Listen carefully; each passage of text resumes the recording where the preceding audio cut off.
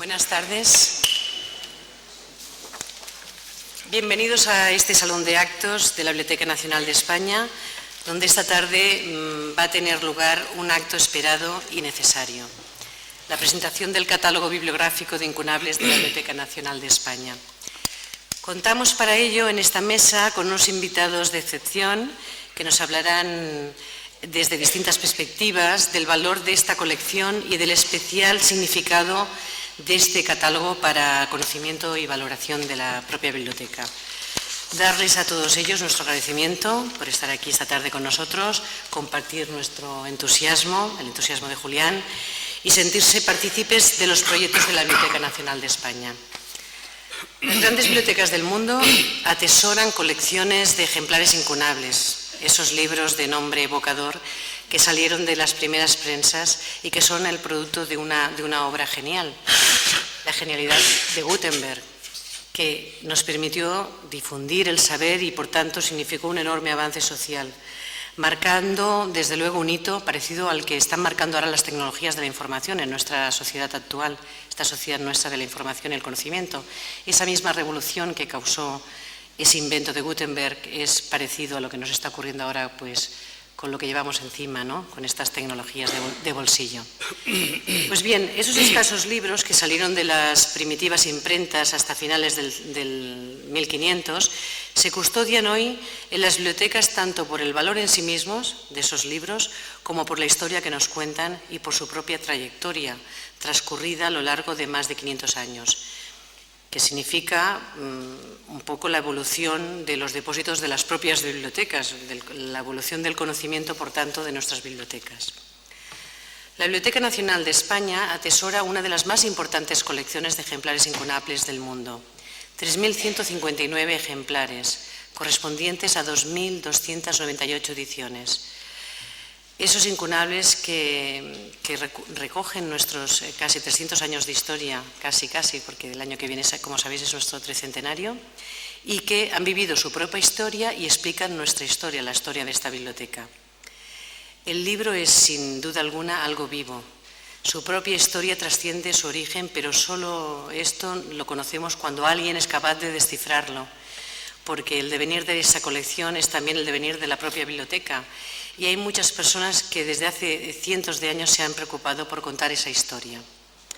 De todos ellos hemos aprendido la técnica de catalogación y descripción de los ejemplares, que ha ido evolucionando y también se ha ido perfeccionando, así como los medios para su difusión y para su acceso a través de los catálogos automatizados.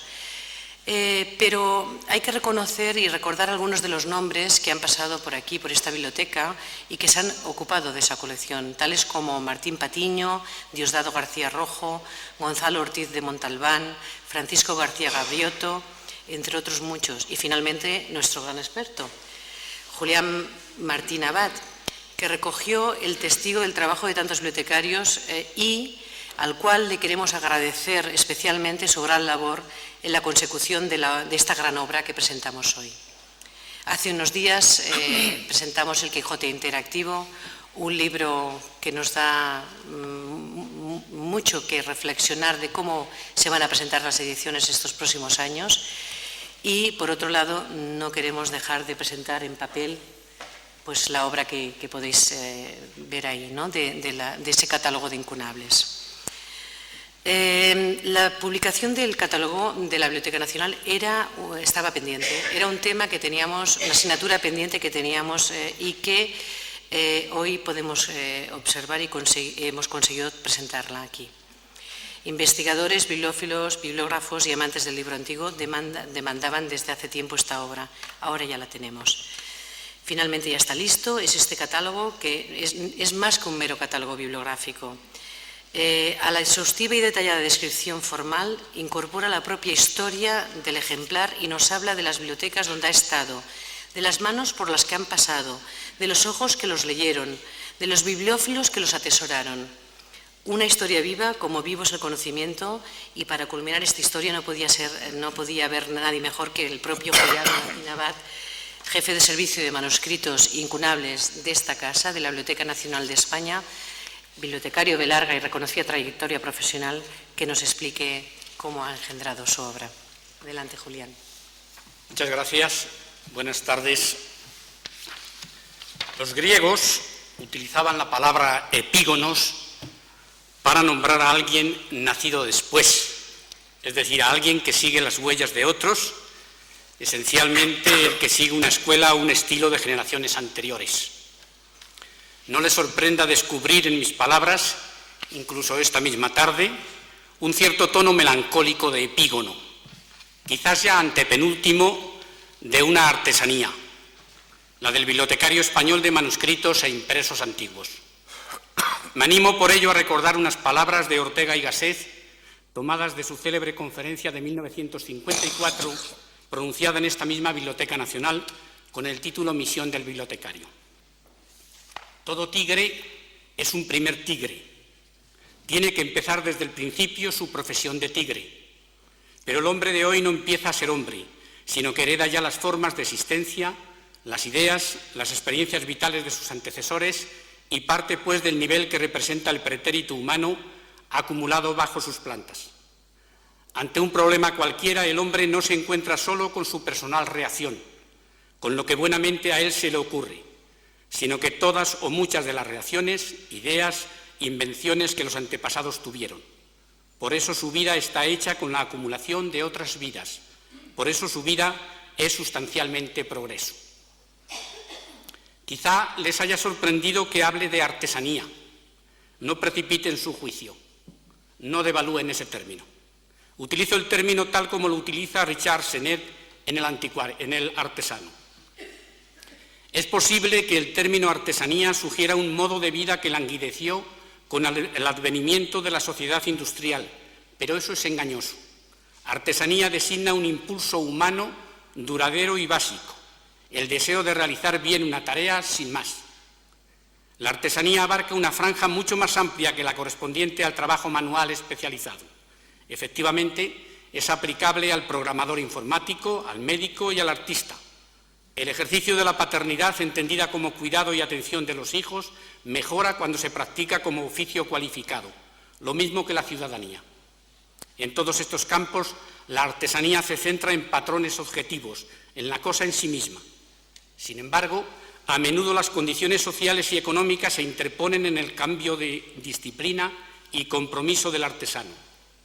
Las escuelas pueden no proporcionar las herramientas adecuadas para hacer bien el trabajo y los lugares de trabajo pueden no valorar verdaderamente la aspiración de calidad. Y aunque la artesanía recompense a un individuo con una sensación de orgullo por el trabajo realizado, esta recompensa no es simple. Nos dirá el mismo autor en otro momento: el artesano representa la condición específicamente humana del compromiso. He tildado a la Biblioteca Nacional de España en más de una ocasión de ser una institución epimeteica, desmemoriada, despreocupada de su propia historia e incapaz por lo mismo de aprender en los aciertos y errores de su propio pasado. Si algo caracteriza ciertamente la historia de la Biblioteca Nacional de España, ha sido la discontinuidad.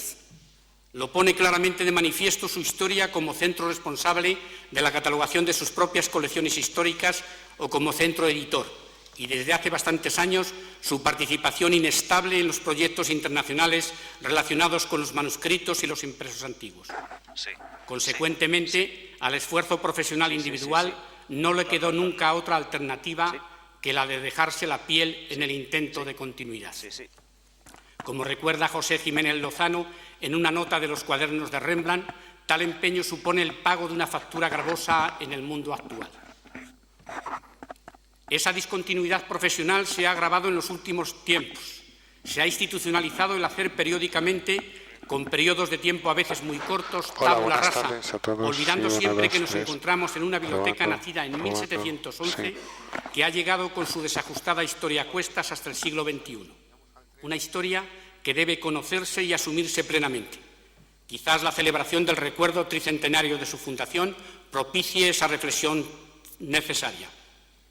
De algo estoy absolutamente seguro, que la creación humana ex nihilo produce inevitablemente monstruos.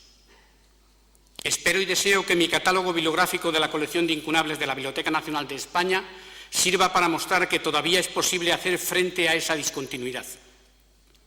He construido en la introducción, amén de otras 1000 historias, la del control bibliográfico de esta colección, que lógicamente no voy a relatar ahora, pero sí conviene aludir a algunos acontecimientos que puedan justificar el porqué de mi empeño. Puedo asegurar que nunca se crearon en la Biblioteca Nacional de España auténticos equipos de especialistas en manuscritos, en incunables y en la restante producción del periodo de la imprenta manual, pero no faltaron nunca las actuaciones individuales que construyeron magníficos y todavía útiles repertorios bibliográficos de tipología muy diversificada.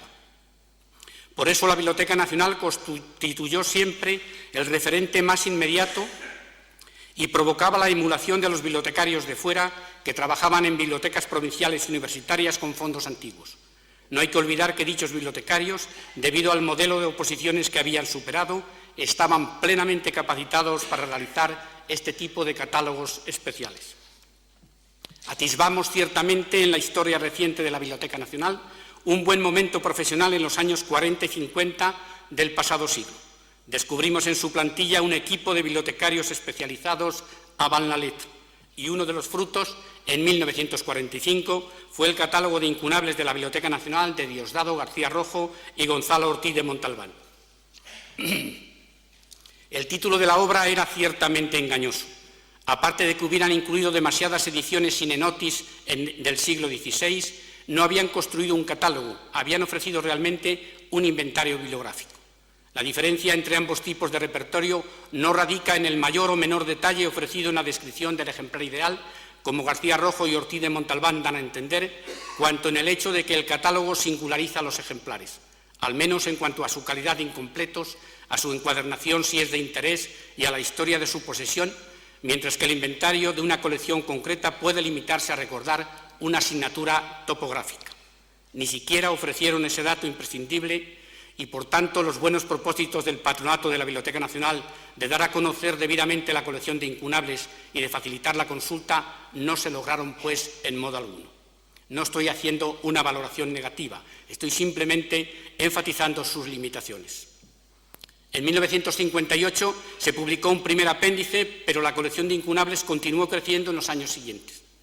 En 1977, el director de la Biblioteca Nacional, Hipólito Escolar Sobrino, en una conferencia pronunciada en la Fundación Universitaria Española, a la que asistí sin ser todavía bibliotecario, afirmó: «Está a punto de publicarse un nuevo catálogo de incunables de la biblioteca que modernizará y pondrá al día el editado por don Diosdado García Rojo y don Gonzalo Ortiz de Montalbán en 1945. Anuncio sobremanera prematuro. Es cierto que existió el propósito a medio plazo y presumo que quienes acometieron realmente la revisión del catálogo de 1945-1958 fueron Amalia Sarriá Rueda y Francisco García Cravioto. Sirva esta mención como recuerdo agradecido esta tarde por su magisterio generoso. Cuando me incorporé a la Biblioteca Nacional en 1984, esta revisión ya se había detenido. El Catálogo General de Incunables en Bibliotecas Españolas, el IBE, publicado en 1989-1990, es un inventario de las ediciones del siglo XV representadas en nuestras bibliotecas. Gracias a él podemos conocer el número de ediciones, que no es poco, de ahí la euforia de todos, pero en modo alguno el número de ejemplares, que son muchísimos más de los que se sospecha. De él desencanto de los investigadores, de los bibliotecarios, de los bibliófilos y de los libreros anticuarios. Siempre he tenido el convencimiento de que la construcción de un nuevo catálogo de la colección de incunables de la Biblioteca Nacional debía ser tarea previa a cualquier intento de nueva edición corregida y aumentada como auténtico catálogo colectivo de ejemplares del IBE. Mi segundo apéndice al catálogo de 1945, publicado en 1993, fue posible por las nuevas adquisiciones, pero igualmente por los hallazgos de nuevos incunables en la propia Biblioteca Nacional, descubiertos las más de las veces por haber recorrido más parsimoniosamente volúmenes facticios de la propia colección y con especial cuidado la rica colección de manuscritos y de impresos raros, o a la que antiguamente se denominó sala o sección de varios, sin olvidar tampoco los fragmentos, tanto los desprendidos de encuadernaciones como los utilizados como hojas de guarda. Los dos nuevos apéndices, publicados en 2002 y 2004, únicamente dan noticia de nuevas adquisiciones. Debo confesar que mis modelos inmediatos han sido el catálogo de incunables de la Biblioteca Nacional de París, que comenzó a publicarse en 1981 y todavía no se ha completado, y el catálogo de incunables de la Biblioteca Bodleiana de Oxford, aparecido el año 2005. En dichos catálogos, las identificaciones tipográfica, editorial, textual, la aportación sin duda más meritoria, bibliográfica e histórica se ofrecen con todo lujo de detalles. El examen detenido de los ejemplares, el aprovechamiento de muchos manuscritos de interés bibliográfico, conservados unos en la colección de manuscritos y otros los más en nuestro archivo histórico, la búsqueda de toda la información disponible sobre las encuadernaciones de interés histórico o artístico, la lectura muy dificultosa en ocasiones de notas de pertenencia y la identificación de exlibris y superlibros me ha permitido incorporar a las noticias de cada ejemplar su historia propia. He prestado la necesaria atención, obviamente, a un dato de importancia suma, las asignaturas topográficas antiguas. Su riguroso control evita el nacimiento de ejemplares imaginarios cuando se manejan repertorios bibliográficos construidos hace mucho tiempo.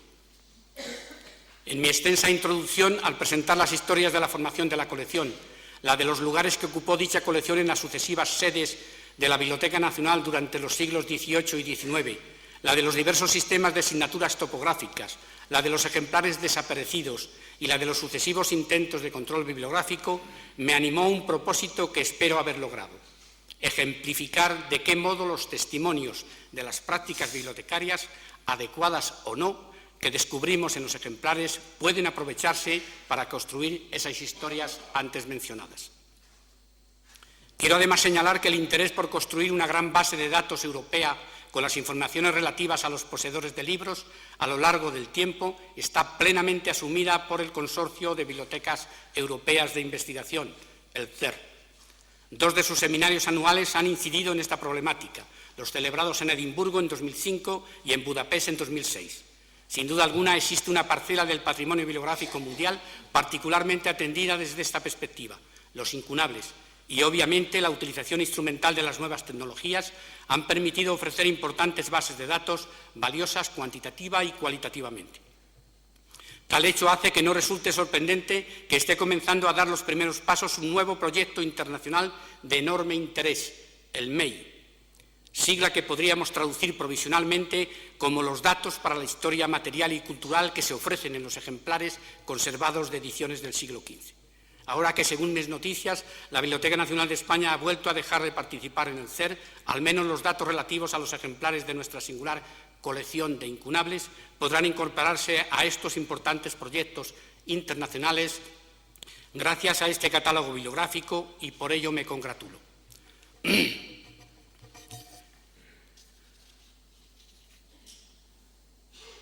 Recuerdo lo anterior porque comparto plenamente la autorizada opinión de Robert Darnton, ciertamente nada sospechosa para quienes conozcan su currículum como director de la Biblioteca de la Universidad de Harvard, que escribía en su artículo sobre el futuro de las bibliotecas, incluida una recopilación de trabajos recientemente traducidos al español bajo el título Las razones del libro, futuro y presente y pasado. Yo diría que es imposible capturar el significado cabal de un libro o de cualquier objeto impreso digitalizando su contenido. Todo objeto impreso depende de un gran número de elementos paratextuales, incluida la caja, la encuadernación, la tipografía y el papel mismo. Y aún recordaré otro texto suyo tomado de otro de sus libros recientes, El coloquio de los lectores. Para entender la historia de los libros es preciso estudiar los libros mismos, en todos sus aspectos físicos, no en las versiones digitalizadas que se nos ofrecen para reemplazarlos. Reafirmo así la validez de mi empeño materializado en este catálogo bibliográfico. Una vez superadas las no pocas dificultades de todo tipo que estuvieron a punto de agostar esta publicación, agradezco a la Dirección Cultural las gestiones, supongo que nada fáciles, para lograr su culminación. Que la presencia física de los volúmenes sea adecuada, grata y hermosa es fruto del buen hacer, del mucho saber profesional y del certero gusto de Matilde París y José María Moreno. Mi gratitud para los dos es inmensa. Guardaré siempre un magnífico recuerdo del trabajo con ambos. Gracias igualmente a todo el personal del Servicio de Manuscritos Incunables que, especialmente en los últimos tiempos, cuando descubrieron que nuestro viejo sueño podía materializarse, facilitaron generosamente la continuidad de mi trabajo.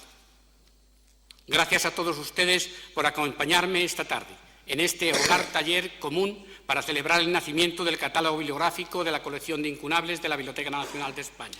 y muy en particular a nuestra directora, al profesor Francisco Rico, que enriquece los volúmenes con su prólogo, y al profesor Víctor Infantes, que se dedica, como yo mismo, a ese arte ciertamente taumatúrgico de descubrir los libros que desconocemos, vulgo bibliografía, por aceptar el encargo de hablar sobre la obra.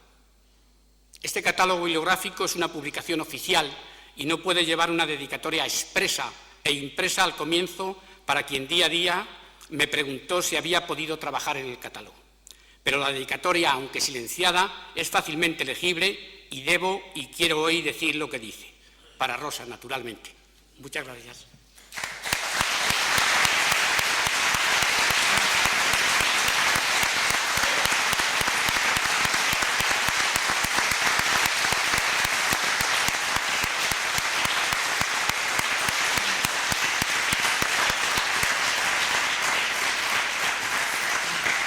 Muchas gracias, Julián. Buen conocedor de los avatares de los incunables. A continuación tiene la palabra don Francisco Rico, prestigioso catedrático de Literatura Hispánica Medieval de la Universidad de Barcelona y miembro de la Real Academia Española, al que agradecemos su intervención en este acto tan importante para la biblioteca de forma altruista. Adelante, Paco. No voy a hablar de la colección, espléndida colección de incunables de la Biblioteca Nacional, porque en rigor no soy persona autorizada para hacerlo. No voy a hablar tampoco del catálogo, espléndido a su vez, haciendo justicia a la colección, que ha compilado Julián Martín Abad y que ha completado en tantos aspectos en otras páginas y en abundantes monografías. Ni voy a hablar de la excelente forma tipográfica que el catálogo ha adquirido puesto en hábiles manos. Hablaba la directora nacional de la biblioteca, la directora de la Biblioteca Nacional, del Quijote interactivo. El Quijote interactivo no sabemos lo que va a durar. Yo creo que poco, porque todos los sistemas operativos van a cambiar en un brevísimo plazo y todo lo que no esté muy claramente en condiciones de ser transportado a otro sistema, no sabemos lo que permanecerá. Pero evidentemente este catálogo sí, el papel sabemos lo que dura, los libros impresos sabemos lo que duran. No voy a hablar de nada de eso porque voy a leerme. Me pidió, y para mí sus deseos son órdenes, Julián Martín Abad que pusiera unas líneas de prólogo al libro en cuestión, al magnum opus aere perennius en cuestión. Yo dije inmediatamente que sí, llevado únicamente de la vanidad. Pensé que un prólogo a un libro como este, que iba a estar en todas las bibliotecas del mundo, me aseguraba una ficha en el catálogo de todas las bibliotecas del mundo. De forma que dije inmediatamente que sí, a ciegas, y con la alegre inconsciencia que me caracteriza. De forma que lo que yo escribí no tomó el nombre de prólogo, sino de peaje, dando a entender que antes de entrar en el libro habría que leer el peaje que yo ponía, en lo cual me engañaba totalmente, porque a nadie se le ha ocurrido nunca leer el prólogo a un catálogo. La ficha esperemos que quede, pero que alguien lo lea es casi inimaginable. De forma que lo voy a leer yo. Lo voy a leer yo con algunos comentarios. Y dice así, como dicen los poetas antes de leer, y dice así: ¿de dónde la oscura, malsana, perversa fascinación que los incunables ejercen sobre tantas almas cándidas? Quizá, aventuro, de que son libros sin contenido. El abate Bremont lucubró la poésie pure, que dio patente de corso a legiones de descerebrados. Don Pedro Salinas definía la cocina norteamericana de otros tiempos como un tránsito del no ser a la nada, pasando por la pintura pura. El incunable es el libro puro, bibliográfica y tipográficamente puro. Porque, en efecto, ¿quién ha tenido nunca necesidad de leer un incunable? Quitando media docena de presuntas ediciones príncipes, presunta como la de la Celestina, la inmensa mayoría de ellas está compuesta de latinajos jurídicos, baratijas religiosas y epítomes para haraganes. Cuando se trata de literatura antigua y medieval, los manuscritos suelen ofrecer testimonios más seguros. Para la edad posterior, las obras de primera categoría pocas veces se imprimieron antes del 1500 y si fue así, se han perdido. Se ha perdido, por ejemplo, el Amadís o se ha perdido el Orlando de Boiardo. Lo que de hecho llegaba entonces a las prensas, los Rationale Divinorum Officiorum, los de Rationi Loci et Temporis o la supleción de los modernos al blasón del mundo, son piezas sin lector posible, retahílas tan sin sentido como los retazos de Cicerón que los diseñadores usan como plain text, lorem ipsum dolor sit amet. En los incunables, las palabras dejan de ser palabras y se traduzco, a simples formas entintadas, impresas en papel, a partir de piezas de metal sistemáticamente seleccionadas y ordenadas por un agente humano. A ningún otro propósito se aplica mejor la clásica definición de Fredson Bowers, maestro directo de nuestro amigo Martín Abad, y el revés del incunable está en el texto informático, que pretende, por el contrario, ser solo sustancia y en rigor o en apariencia carece de soporte. Por ahí se entiende el discreto encanto del incunable. La mística de las fechas no deja de desempeñar un papel, por más que sea sencillo refutarla. De ningún modo puede haber diferencias de peso entre un libro de 1500 y uno de 1501, ni entre libros de 1501 y 1502, con que de año en año, a par de La Tortuga y Aquiles, cabe concluir que hoy siguen publicándose cuando menos postincunables. Pero la razón fundamental de su atractivo, el del incunable, está sin duda en que éste se presenta como una especie de maqueta o dummy, mera materialidad sin contrapartida semántica. En efecto, como no hay que distraerse con el fondo, la atención puede concentrarse enteramente en la forma. No es que el libro haya sufrido cambios de gran relieve después de Gutenberg. En el medio milenio posterior a la Biblia de 42 líneas, su fisonomía ha conocido solo alteraciones menudas, antes liftings que auténticos remozamientos. Pero las mañas y los primores que subyacen a esas mudanzas se prestan a ser observados con insaciable curiosidad. Desgracia. La prensa de dos golpes consolidó para más de otros tantos siglos la composición por formas, impuesta por la escasez de tipos y la necesidad de coordinar sin tiempos muertos el quehacer de cajistas, batidores y tiradores.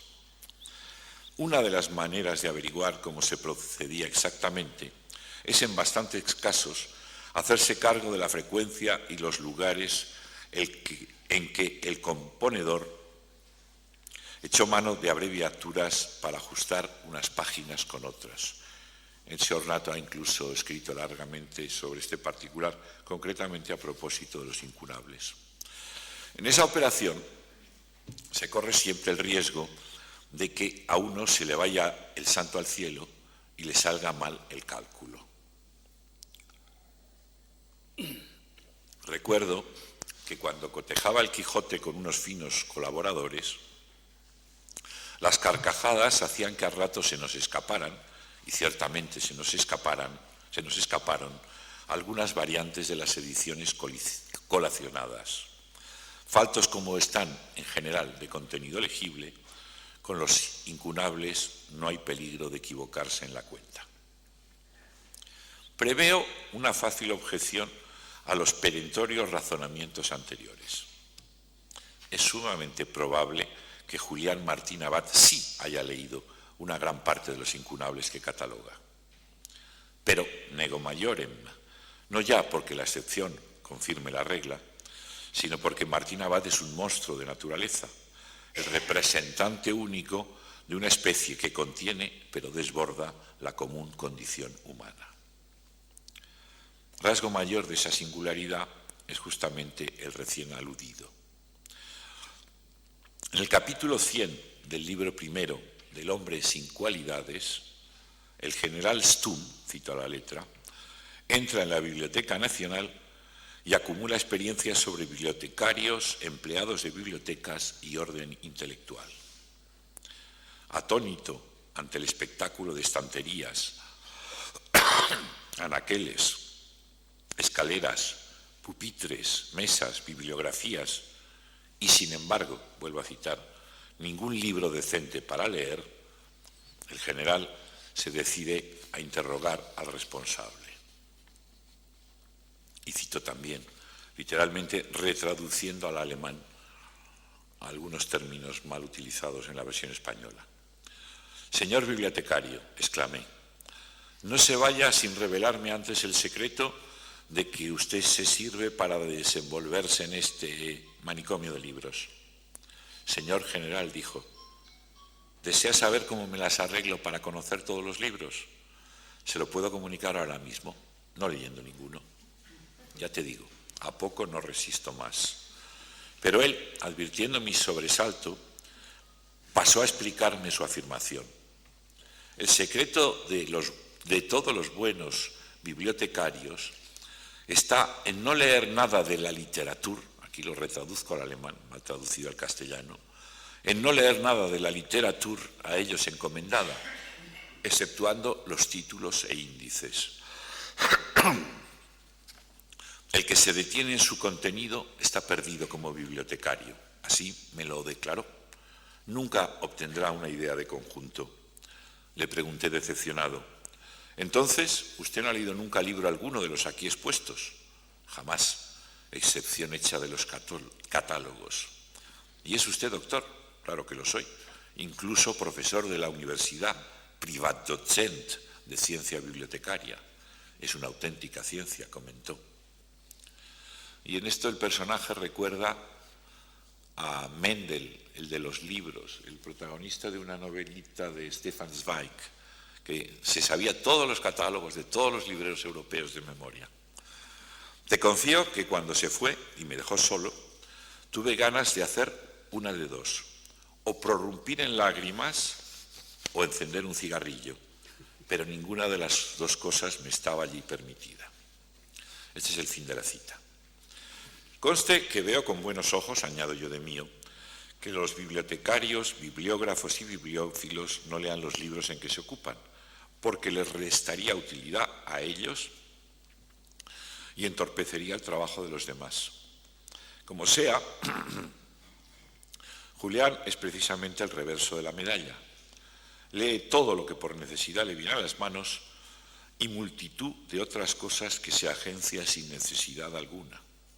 Es conspicua así su familiaridad con la mejor literatura contemporánea, tanta que de las novedades de mérito yo me entero a menudo gracias a las oportunas citas que él alega en monografías que en principio maldita sea lo que tienen que ver con la literatura contemporánea. Como acabo de enterarme que ha salido en español, en traducción española, el libro de Robert Darnton, que yo he leído enteramente pero no he visto nunca, porque me lo bajé para el Kindle y lo he leído solo en el dispositivo electrónico. Con el bibliotecario de la Nacional de Cacaña, en la novela de Musil, comparte, no obstante, un aspecto sugerido al final del pasaje de Musil, allí donde opta el general o duda entre prorrumpir en lágrimas o encender un cigarrillo. Antes de declararse el genocidio contra los fumadores, no dolía conducirme al lugar donde los funcionarios cultivaban su noble adicción. Después, aunque acaso con restricción mental, se ha vuelto implacable. Martín de Riquer certifica que el arquetipo de la biblioteca perfecta se halla en el Ateneo barcelonés de su juventud. Allí podía uno consultar un manuscrito mientras fumaba un habano, tomaba café y le lustraban los zapatos. ¿Hasta qué punto ha decaído la civilización occidental y cristiana? Ampliamente extendida entre bibliotecarias, entre bibliotecarios, está la cachaza de que hace gala el del hombre sin cualidades. Una parsimonia resignada que le permite, por ejemplo, no descomponerse ante el catedrático que se queja, cito, de que lleva 3 semanas esperando un libro que no acaban de entregarle. Y entonces hay que buscarlo en todos los anaqueles vecinos, por si acaso lo han cambiado de sitio, hasta que se comprueba que lo tiene él mismo en casa desde hace 2 años sin devolverlo. Martín Abad enfrenta las situaciones similares con cortés circunspección y se comporta siempre con sosiego, objetividad y equilibrio, como un dechado de placidez. Son todo falsas apariencias. Por más que lo administre con buenos modales, prudencia y sentido del deber, Julián es en realidad un manójado de nervios y lo que de veras lo mueve es la pasión. Pasión por los libros, pasión por la literatura, es incluso suspecto de escribir poesías, por el conocimiento, por su oficio y por la misión de su oficio, por las cosas bien hechas, por los amigos. En cierto modo, los incunables habían de ser la prueba de fuego de esa múltiple pasión. Al cabo, son como niños, el mismo nombre lo dice, pero además son viejos. Niños en cuanto a libros puros, no ya en el sentido avieso que he apuntado antes, sino por primigenios, originarios, porque suponen todos los otros que han venido después, todos los que iban a crecer desde esa infancia del arte de imprimir, aquí ya puer senex. Viejos por los muchos años, por las muchas canas que peinan. No hay que confundir la fecha con la edad.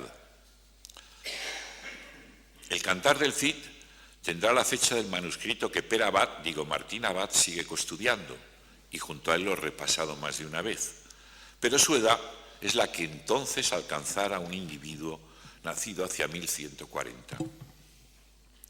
Pues a una y a otra cosa ha dedicado Julián centenares, miles de páginas. Sus publicaciones son tantas que solo un bibliógrafo tan tenaz como él podría desentrañar el descomunal enredijo.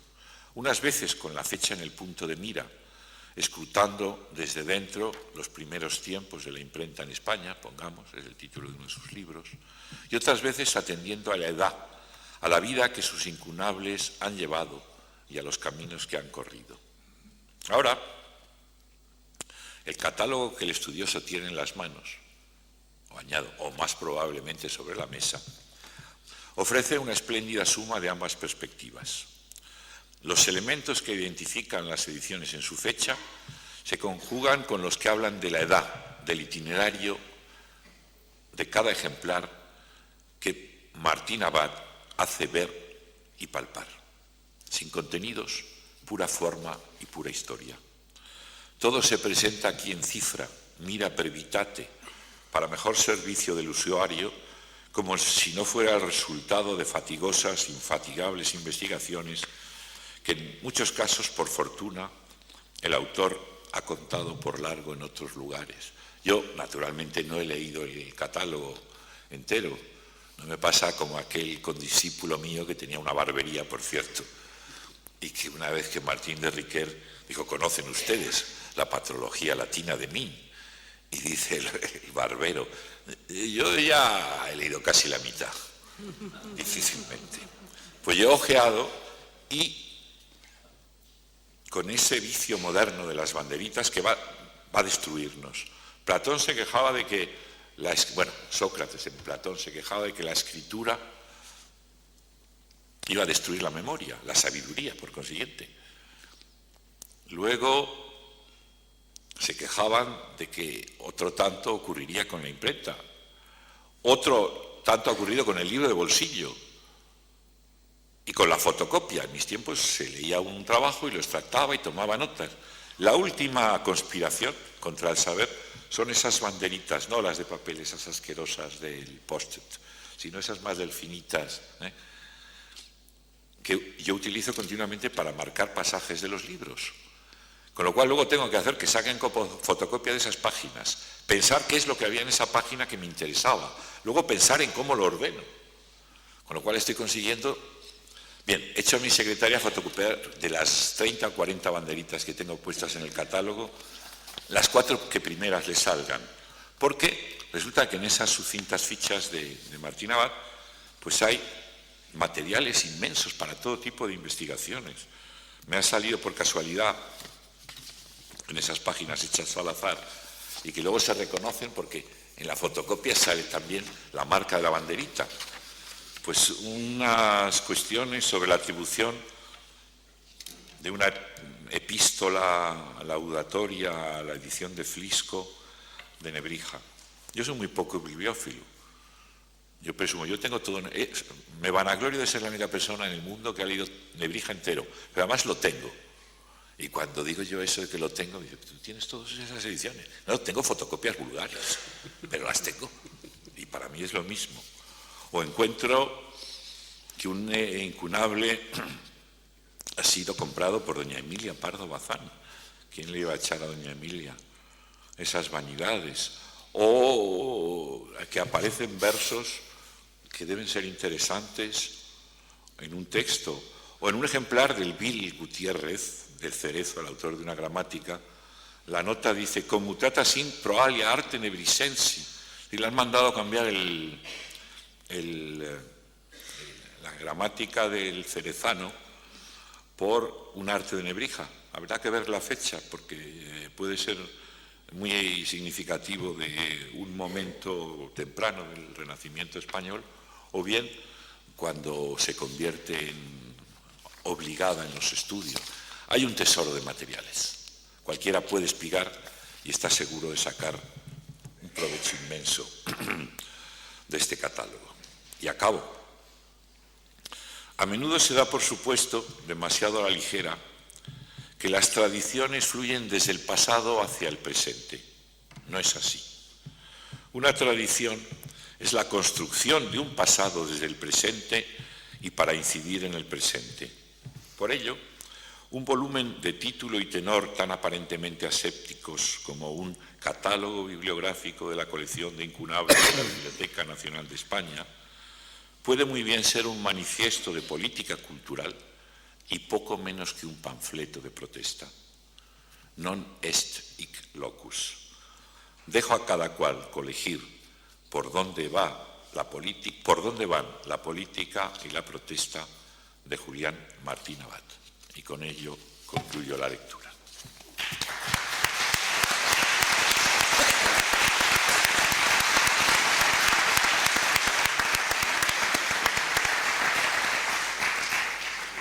Muchas gracias, don Francisco. A continuación tiene la palabra don Víctor Infantes, también prestigioso catedrático de Literatura Española de la Universidad Complutense de Madrid, especialista en la cultura de los siglos de oro. Adelante, Víctor. Buenas tardes a todos. Gracias a la Biblioteca Nacional por esta invitación para estar hoy aquí y al autor que me ha conminado amistosamente, eso sí, a leerme su obra y no me ha dejado elección, o presentación o reseña, una de las dos.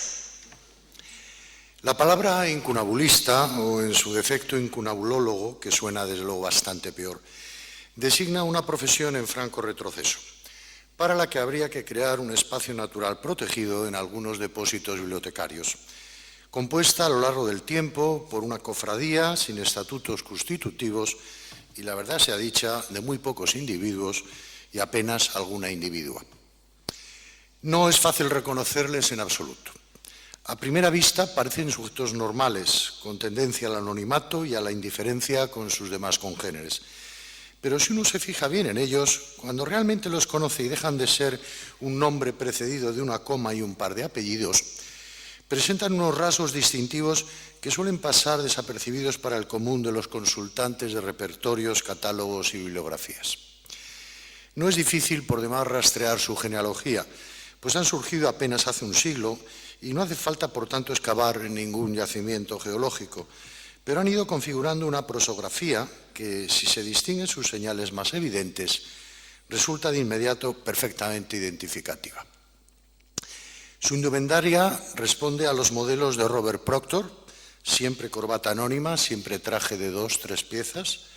La constitución de las extremidades superiores en forma de abrazo refleja el afán recolector de Ludwig Hein, ampliado en los apéndices de Walter Coppinger y Dietrich Reilinch, y esto de los apéndices tiene su sentido más estricto en estos artesanos, pues son muy dados a ellos una vez que han rematado el cuerpo de un repertorio. La mirada de aparente descrédito y profunda curiosidad hay que buscarla en los 2 Conrad, en Hebler y en Ernst. Los gestos pausados, aparentemente, solo aparentemente pausados y desatentos, imitan la tenacidad de Paco Bindel. Suelen imponer su presencia institucional con las manías de inventariar de Diosdado García Rojo y Gonzalo Ortiz de Montalbán, y andan desganadamente por las estanterías con rumbos que solo ellos marean, al ritmo parsimonioso y acompasado de Paco García Cabrioto.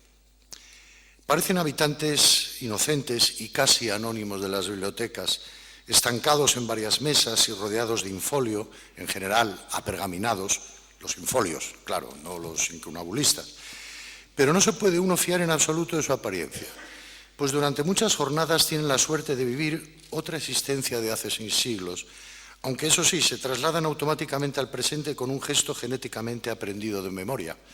Por demás, toman café a diario, suelen usar un par de lentes, aunque rara vez conducen un vehículo.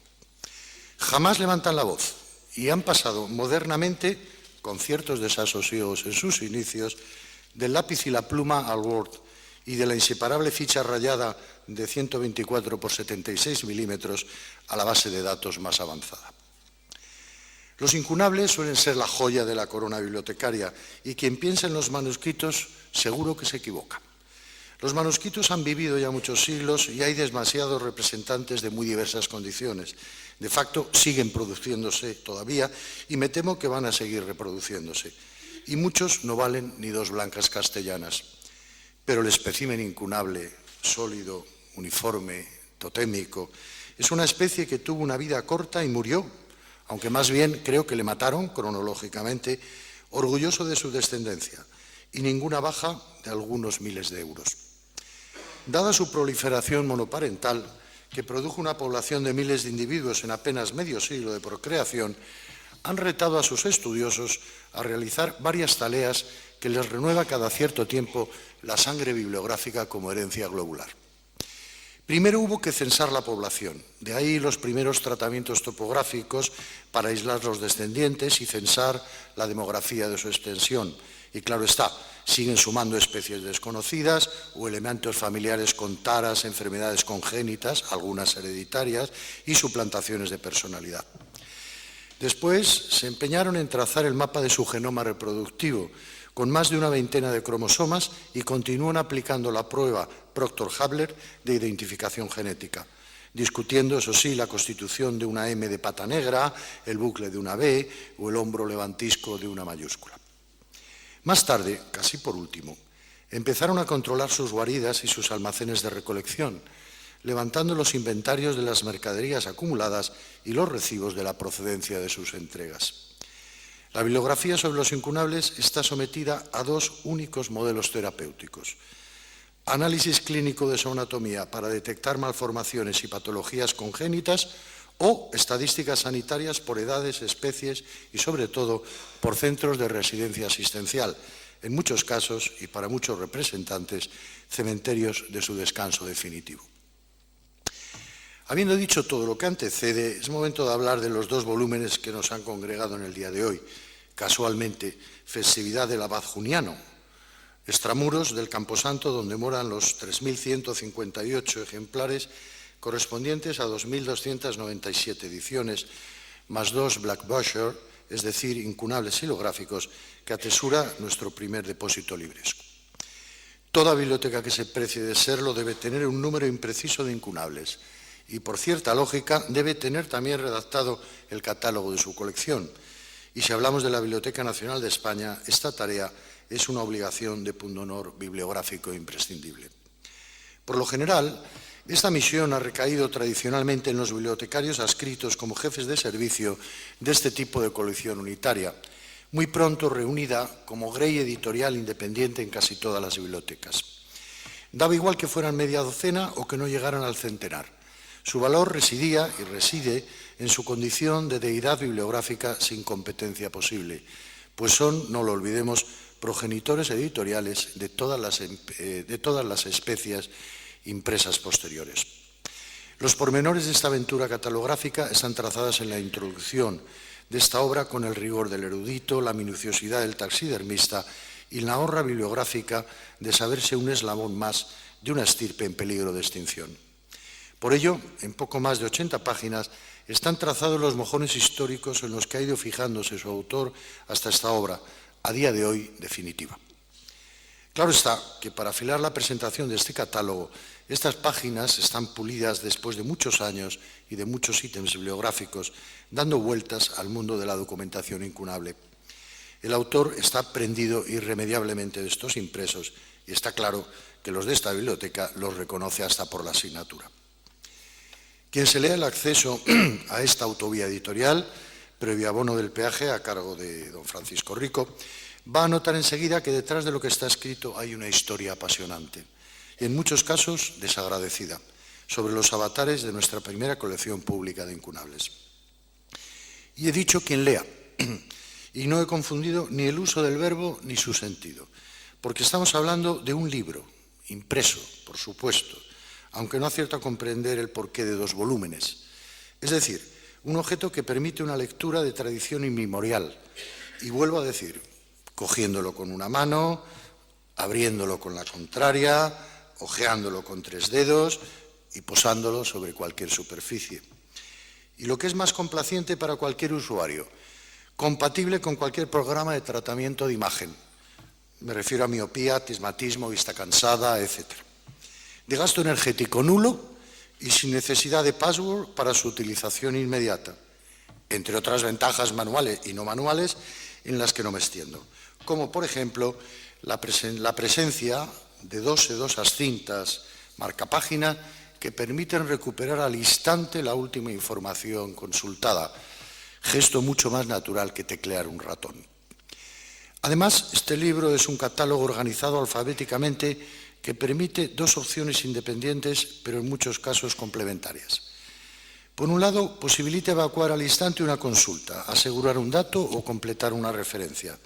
Por otro, anima a una lectura continuada, pausada y detenida, con la ventaja de no tener que trasegar largos párrafos ni capítulos demasiado extensos, pues tiene, no lo olvidemos, miles de puntos y aparte. Y puede además abandonarse en cualquier instante sin perder los hilos del argumento. Amén, claro está, de poder regresar donde nos quedamos usando cualquiera de las 2 cintas ya mencionadas. No obstante, la utilidad de este catálogo compite con el rigor de su realización. En cada cédula se encuentra toda la información que necesita el neófito, el despistado y el exigente, condensada al modo del autor, que nunca suele gastar palabras en vano, y menos cuando se trata de libros antiguos. Pues aparte de ser su custodio, ejerce de padre putativo de esta congregación incunable, de la que conoce al dedillo su libro de familia. Vale pues para la consulta rápida: autor, título, lugar, impresor, impresores, año, tamaño, etcétera, aunque falte la foliación, como para deleitarse en la concisa descripción de su prontuario: historia sanitaria, estado de salud, vestimenta, lesiones manuscritas, amputaciones, trasplantes, etc. Con un enorme valor añadido, pues ya no hay que consultar, afortunadamente, el ajado y maltrecho ejemplar del antiguo catálogo de incunables de la Biblioteca Nacional de 1945, que se encontraba entre los libros de referencia de la Sala Cervantes, y al que una generosa y anónima mano había ido anotando a lápiz en sus márgenes la asignatura de su ubicación. Era más rápido localizar la ficha allí que en la complicación de su encabezamiento en el inolvidable laberinto de los ficheros manuales. Ni mucho menos consultar las 2 adiciones y correcciones que nos ha regalado el autor hace ya varios años.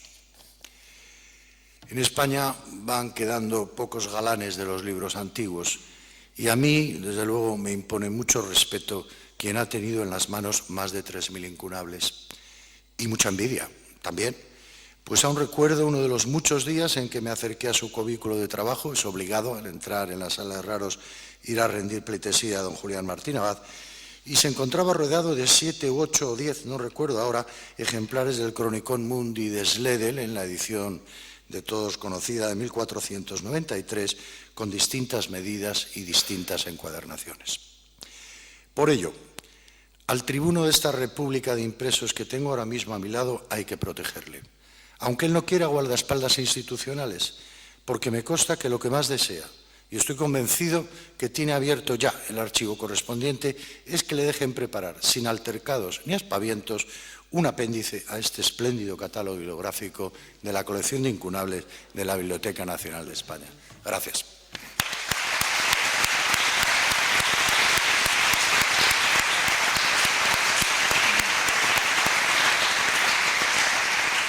Muchas gracias. Muchas gracias, Víctor. Tendremos que estudiar lo del apéndice, eso es novedad para mí. Bien, no sé si tenéis alguna pregunta, no habíamos previsto preguntas, pero tenemos un poquito de tiempo. Si alguien quiere tomar la palabra y hacer alguna pregunta a los componentes de la mesa, a Julián, a Francisco o a Víctor. Aquí delante, por favor.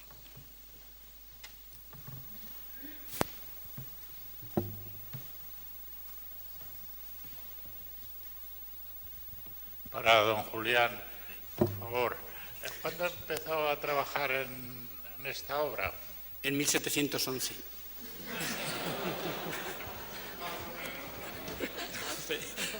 Para no decir una fecha equivocada, pues pienso que es 1711, puesto que esto al fin y al cabo es el cierre de una aspiración profesional.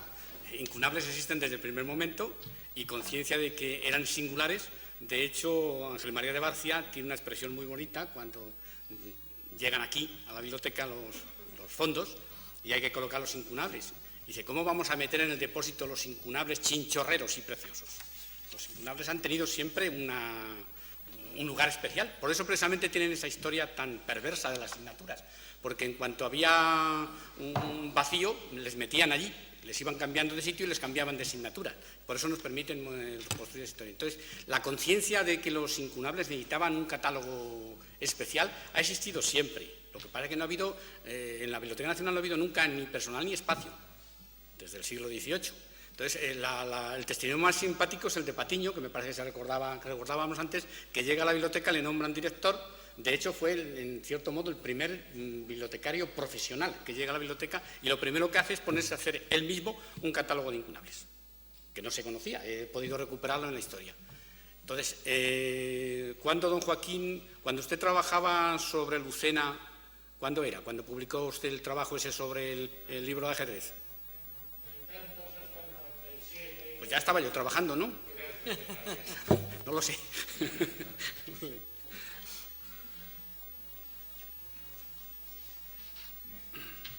Pues bien, si no hay más preguntas ni más comentarios, yo quisiera agradecer a la Dirección Cultural de la Biblioteca, como lo ha hecho Julián, y también al Servicio de Publicaciones, la presentación de este acto y sobre todo de esta obra.